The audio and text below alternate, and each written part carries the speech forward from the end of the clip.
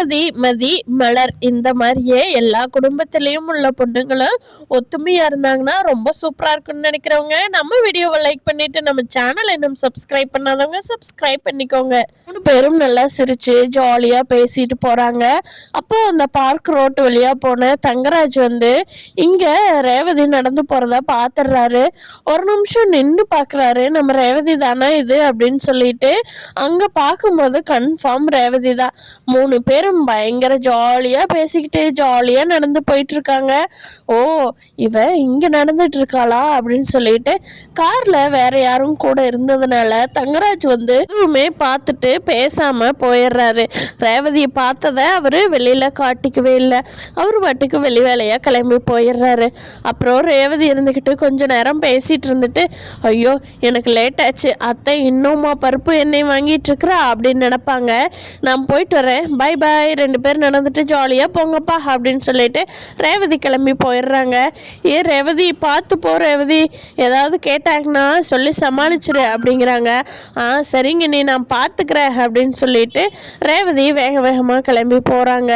இங்கே மதியம் மலரும் ஏங்க ஒரு அரை மணி நேரம் ஆயிடுச்சு, இன்னொரு 5 நிமிஷம் நடந்துட்டு போகலாமாங்க அப்படின்னு சொல்லி மதி கேட்கவும் மலர், மதி எனக்கு கால் வலிக்குது மதி, கொஞ்ச நேரம் உட்கார்ந்து இருந்துட்டு வீட்டுக்கு போகலாமா அப்படிங்கிறாங்க. சரிங்க வாங்க உட்காரலாம் அப்படின்னு சொல்லிட்டு மதியம் மலரும் போய் உட்காந்து பார்த்துட்டு இருக்காங்க. இங்கே பாரு, இந்த பார்க்கில் இருக்கிற அழகு கூட இவ்வளோ நாள் பார்த்ததே இல்லை. வீட்டுக்கு பக்கத்துலேயே இருக்கிற பார்க்கு, ஆனால் இன்னைக்கு தான் இந்த வெளியுலகம் கூட ரொம்ப அழகாக இருக்குதுங்கிறது இன்னைக்கு தான் மதி பார்க்குறேன் அப்படிங்கிறாங்க. இனிமேல் வாங்க டெய்லியும் நம்ம 2 பேரும் வரலாம் அப்படிங்கிறாங்க. சரி மதி, நம்ம வீட்டில் எங்கே இன்னைக்கே அத்தை என்னென்ன பாயிண்ட் எல்லாம் ரெடி பண்ணி வச்சுருக்காங்களோ தெரியல, நாளைக்கு வாக்கிங் போகிற டைமுக்கு எனக்கு வேலை சொல்லணும்னு இன்றைக்கே நோட்ஸ் போட்டு எழுதி வச்சுருப்பாங்க மதி அப்படிங்கிறாங்க. அதெல்லாம் விடுங்க பார்த்துக்கலாம், நானும் தானே இருக்கேன், எந்த வேலையாக இருந்தாலும் போய் ஷேர் பண்ணிக்கலாம் அப்படிங்கிறாங்க. சரி மதி அப்படிங்கிறாங்க மலர். சரி வா நீ வீட்டுக்கு போகலாம் அப்படின்னு சொல்லிட்டு 2 பேரும் வீட்டுக்கு போயிட்டுருக்காங்க. வீட்டுக்கு போனதும் நம்ம லக்ஷ்மி கேட்குறாங்க, என்ன மலர் நடந்துட்டு வந்தாச்சா அப்படிங்கிறாங்க. ஆச்சுங்க அத்தை அப்படிங்கிறாங்க. ஏன் மலர், உனக்கு வீட்டில் இத்தனை வேலை கிடக்குது, அதை விட்டு போட்டு போய் பார்க்கில் நடக்கிறேன்னு நடக்க போறியே. இந்த வீட்டில் இருக்கிற எல்லா வேலையும் செஞ்சினாவே நீ நடக்கிறதுக்கு மேலே ஸ்ட்ரென்த்து வேணும், அதை விட்டு போட்டு பார்க்குக்கு போய் ஏன் மலர், இதெல்லாம் வேலை இல்லாமல் இருக்கிறவங்க தான் இந்த வாக்கிங் போகிறது இதெல்லாம் போகணும், நீ இவ்வளோ வேலை செய்கிறவ எதுக்கு போகணும் அப்படிங்கிறாங்க. அப்போது மதி இருந்துக்கிட்டு, ஏங்க வாக்கிங் போனால் தாங்க உடம்புக்கு நல்லது, அதை விட்டுட்டு ஏன் போகணுங்கிறீங்க அப்படிங்கிறாங்க. அது உன்னை மாதிரி வேலை எதுவும் செய்யாமல் இருக்கிறவங்களுக்கு, மலர் தான் இந்த வீட்டில் எல்லா வேலையும் செய்கிறாளே, அப்படியே வாக்கிங் போகணும் அப்படிங்கிறாங்க. அப்போது காலையில் உங்கள் வீட்டுக்காரர் தான் டெய்லி வாக்கிங் போகிறாரு, அப்போ அவர் வீட்டில் எந்த வேலையும் செய்கிறது இல்லைன்னு ஒத்துக்கிறீங்களா அப்படிங்கிறாங்க மதி. ஏய் வாயில் போட்டேன்னா என்ன, ஆம்பளைகளும் வீட்டு வேலை செய்வாங்களா, இத்தனை பொம்பளைங்க இருந்துக்கிட்டு ஆம்பளை எந்த வீட்லேயாவது வீட்டு வேலை செய்வாங்களாடி, என்ன பேச்சு பேசுகிற அப்படிங்கிறாங்க. இல்லை நீங்கள் தானே சொன்னீங்க, அதைத்தான் நானும் சொன்னேன் அப்படிங்கிறாங்க. சொல்லுவேன், உனக்கு வாய் இருந்தால் என்ன வேணாலும் பேசுவியா அப்படின்னு சொல்லி லட்சுமி கேட்குறாங்க. அதுக்கு மதி இருந்துட்டு, அக்கா நான் போய் குளிச்சுட்டு வந்துடுறேன், ஸ்டார்ட் பண்ணுங்க, எல்லாம் ஜாயின் பண்ணிக்கிறேன், கிச்சனில் என்னென்ன வேலை இருக்கோ அப்படின்னு சொல்கிறாங்க. மதி நீ போயிட்டு வர்றதுக்கு 1 மணி நேரம் ஆகும், அதுக்குள்ளே எங்களுக்கெல்லாம் பசிக்குதில்ல, மாமாக்கு எனக்கெல்லாம், நீ போய் குளிச்சுட்டு அப்புறம் என்ன செய்கிறது அப்படிங்கிறாங்க. மலர்ந்துக்கிட்ட, அத்தை அதான் நான் இருக்கேன் இல்லைங்க அத்தை, அவள் குளிச்சுட்டு வரட்டும் அப்படிங்கிறாங்க. ஏன் மலர், அவள் செய்ய சொல்லி நீ தானே சொல்லணும், அவளுக்கு இப்படியே இடம் கொடுத்துக்கிட்டே இருந்தீன்னா அவள் உன்கிட்டயே வேலை வாங்கிட்டு ஏமாற்றிட்டே சுற்றிட்டு இருக்கிறா மலர், வீட்டில் தான் இருக்கிறா, காலையில் நேரமே எந்திரிச்சு கூட செய்யலாம்ல அப்படிங்கிறாங்க. பரவாயில்லங்க அத்தை இருக்கட்டும் அப்படிங்கிறாங்க. இங்கே பாரு மலர், இப்படியே விட்டுட்டு இருக்காத, ஒரு நாள் உன் தலையில் ஏறி உட்காந்துக்குவாவோ அப்படிங்கிறாங்க. அப்படின்னு யோசிச்சுக்கிட்டே மலர், நீங்களாம் உட்காராத விடவா மதி ஏறி உட்காந்துக்கிறான்னு மனசுக்குள்ளேயே நினச்சிக்கிறாங்க. ஆனால் வெளியில் சொல்ல முடியல அவங்களால. மலர் சாப்பாடு எடுத்து போய் சாப்பிடலாம் அப்படிங்கவும் மதியம் குளிச்சுட்டு வந்துடுறாங்க. 2 பேரும் சேர்ந்து எடுத்து வைக்கிறாங்க. அப்போது சாப்பிட்டு முடிச்சுட்டு லட்சுமி ராகவனும் மதியும் நாங்கள் சாப்பிட்டாச்சு, நீங்கள் 2 பேரும் சாப்பிட்ருங்க, அப்புறமா எடுத்து வச்சுக்கோங்க அப்படிங்கிறாங்க லக்ஷ்மி. அதுக்கு மதி இருந்துக்கிட்டு எங்க வாங்க சாப்பிட்லாமா அப்படிங்கிறாங்க. சரி மதி இரு, கை கழுவிட்டு வந்துடுறேன் அப்படின்னு சொல்லிட்டு மலர் போய் கை கழுவிட்டு வேகமாக வர்றப்போ அங்கே வந்து ராகவன் சாப்பிட்டு தண்ணியெல்லாம் சிந்தி வச்சுருந்தார் இல்லையா, அவர் தான் பிளைட்டுக்குள்ளேயே வேஸ்ட் வைக்க மாட்டார். கை கழுவுறப்போ வெளியெல்லாம் சிந்தி அந்த தண்ணி வலிக்கிட்டு நம்ம மலர் கீழே விழுந்து கை கட்டு போடுற அளவுக்கு கீழே விழுந்து அடிபட்டுருது. அப்போது மலர் இருந்துக்கிட்டு ஐயோ அம்மா வலிக்குதே அப்படின்னு கத்துறாங்க. கீழே விழுந்த உடனே மதி வேகமாக எந்திரிச்சு ஹாஸ்பிட்டலுக்கு கூட்டிகிட்டு போகிறாங்க மலரை. அப்போது லக்ஷ்மி நானும் வரேங்கன்னு ஆட்டோவில் எல்லாருமே ஏறி ஹாஸ்பிட்டலுக்கு போகிறாங்க. அப்போது போகிற வழியிலேயே நம்ம மதி வந்து பாக்கியராஜுக்கு ஃபோன் பண்ணி தகவல் சொல்லிடுறாங்க, சுரேஷுக்கும் கூட சொல்லிடுறாங்க. அப்போ எல்லாரும் வேகமாக கிளம்பி ஹாஸ்பிட்டலுக்கு வர்றாங்க. ஒன்றும் இல்லை சார், சின்ன லைட்டாக தான் எலும்பு வீக்காக இருக்குது, ஒரு 15 நாள் ரெஸ்ட் எடுத்தாங்கன்னா சரியாயிரும், அதனால் ஒரு 15 நாள் அவங்களுக்கு ரெஸ்ட் கொடுத்துருங்க அப்படிங்கிறாங்க. ஐயோ 15 நாள் நான் ரெஸ்ட் எடுத்தா வீட்டில எல்லாம் யார் பார்த்துக்குவாங்க அப்படிங்கிறாங்க. அதுக்கு மாதிரி அப்போ உங்கள் கால்கிட்ட சொல்லுங்கள், காலே எனக்கு ரெஸ்ட்டே இருந்தால் எங்கள் வீட்டில எல்லாம் வேலை பார்க்க முடியாது, சீக்கிரமாக வந்து ஒட்டிக்கோ பழைய விடி ஏதாவது மேஜிக் பண்ணின்னு சொல்லுங்க அப்படிங்கிறாங்க. என்ன மதி காமெடி பண்ணுற அப்படிங்கிறாங்க.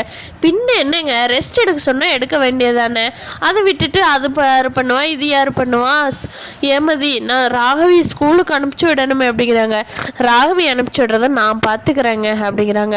அப்புறம் வீட்டில் இருக்கிறவங்களுக்கெல்லாம் சாப்பாடு ஏங்க எல்லாமே நான் பார்த்துக்கிறேங்க ஏங்க அப்படிங்கிறாங்க. சரி மதி வலிக்குதே அப்படிங்கிறாங்க. நல்லா வலிக்கட்டும், அப்போ தான் கம்முன்னு ரெஸ்ட் எடுப்பீங்க அப்படிங்கிறாங்க. என்ன மதி என்னை ஹாஸ்பிட்டல் கூட்டிகிட்டு வந்தியா இல்லை எலும்பு உடைக்கணும்னு பார்த்தியா அப்படிங்கிறாங்க.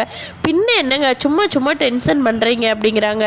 ஒரு ரேவதிக்கும் தகவல் தெரிஞ்சு ரேவதி தங்கராஜு கிட்ட சொல்லி தங்கராஜும் ரேவதியும் கிளம்பி ஹாஸ்பிட்டலுக்கு வர்றாங்க. ஹாஸ்பிட்டலுக்கு வந்ததும் ரேவதி அண்ணி என்னாச்சுங்க அண்ணி என்னாச்சு அப்படிங்கிறாங்க.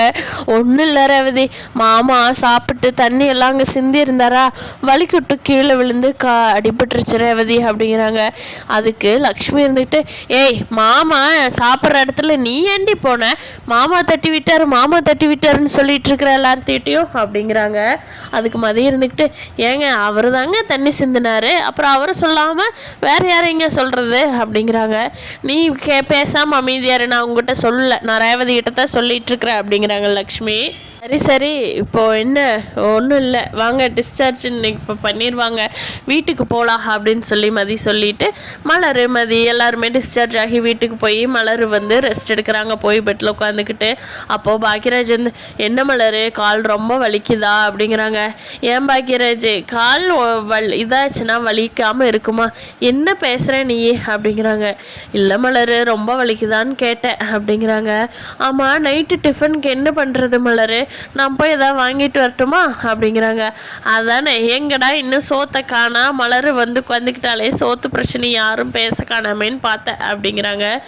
இருங்க மதிக்கிட்ட கேட்போம், இல்லைன்னா போய் வாங்கிட்டு வாங்க அப்படிங்கிறாங்க. மதி உள்ளே போய் பார்க்கவும் மதி சமையல் வேலை செஞ்சிட்ருக்காங்க. பாக்கியராஜ் கேட்குறாங்க என்னப்பா நைட்டுக்கு என்னாவது வாங்கிட்டு வரட்டுமா அப்படிங்கிறாங்க.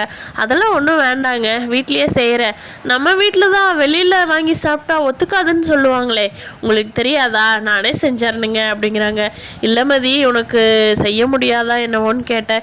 ஏங்க இத்தனை நாள் மலராக்கா செஞ்சுட்டு தான் இருந்தாங்க, நான் பார்த்துக்கிறேன் விடுங்க அப்படின்ட்டுறாங்க. அப்போது சாயந்தரம் டெஸ்ட் ரிசல்ட்டெல்லாம் வாங்கிட்டு வந்துட்டேன், அப்பா இந்தாங்க அப்படின்னு சொல்லிட்டு ஏண்டா எனக்கு என்னடா தெரியுது நீ பார்த்து சொல்லு அப்படிங்கிறாங்க. இருங்கப்பா பார்க்குறேன் அப்படின்னு சொல்லிட்டு பாக்கியராஜ் எடுத்து ஓப்பன் பண்ணுறாங்க. அப்போ மதியும் கரெக்டாக உள்ளேருந்து டீ கொடுக்க வர்றாங்க. கொடுத்துட்டு மதி இந்தாப்பா இந்த டெஸ்ட்டெல்லாம் பார்க்க தெரியுமா உனக்கு, இந்தாப்பா எனக்கு கரெக்டாக என்னென்னு பேர்லாம் தெரில அப்படிங்கிறாங்க. கொடுங்க அப்பாக்கெல்லாம் நான் தான் பார்ப்பேன் அப்படின்னு சொல்லிட்டு மதி வாங்கி பார்த்துட்டு கொலஸ்ட்ரால்லாம் ரொம்ப அதிகமாக இருக்குது, பிளட் சுகர் ரொம்ப அதிகமாக இருக்குது, அடுத்தது பிபியும் அதிகமாக இருக்குது. ஐயோ அப்போ என்னப்பா பண்ணுறது அப்படிங்கிறாங்க பாக்கியராஜ். இந்த டீ டைமுக்கு பஜ்ஜி சொஜ்ஜி இதெல்லாம் சாப்பிட்றாங்கள அதையெல்லாம் குறைக்கணும், 3 நேரம் வகையாக புளிக்குழம்பு மீன் குழம்பு மட்டன் குழம்புன்னு சாப்பிட்றதெல்லாம் குறைக்கணும், நார்மலாக சாப்பிட்டு டெய்லி ஒரு எக்கு சாப்பிட்டு காயோடு சாப்பிட்டு அமைதியாக இருந்தாங்கனாவே எல்லாம் சரியாயிரும் அப்படிங்கிறாங்க. அப்போது ராகவன் திருன்னு பார்த்துட்ருக்காரு. சொல்கிறாரு. லக்ஷ்மி இருந்துக்கிட்டு ஏய் என்னடி டெஸ்ட் ரிசல்ட் அப்படி இருக்கா நீ பாட்டுக்கு சொல்கிறியா அப்படிங்கிறாங்க. நீங்கள் வேணா பாருங்கள், எந்த டாக்டர்கிட்ட வேணாலும் போய் கேளுங்க, இதை தான் சொல்லுவாங்க அப்படிங்கிறாங்க. ஓ அப்படின்னு சொல்லிட்டு லக்ஷ்மி அமைதியாயிடுறாங்க. இன்னொரு 15 நாள் உன்னோட சமையல் தானே, ஐயோ அப்படிங்கிறாங்க லக்ஷ்மி. அதுக்கு இருந்துக்கிட்டு இனிமேல் தான் மதியோட சமையல்லாம் டேஸ்ட் பண்ண போகிறீங்க அப்படின்னு சொல்லிட்டு வேகமாக உள்ளே போயிடுறாங்க. பார்க்கலாம் ஃப்ரெண்ட்ஸ், அடுத்தடுத்த எபிசோடில் மதியோட சமையலை வச்சு லக்ஷ்மி ராகவன் படுற பாட்டையெல்லாம் யார் யார் பார்க்கணுன்னு வெயிட் பண்ணிட்டு இருக்கீங்களோ அவங்களாம் நம்ம வீடியோவுக்கு கமெண்ட் பண்ணுங்கள்.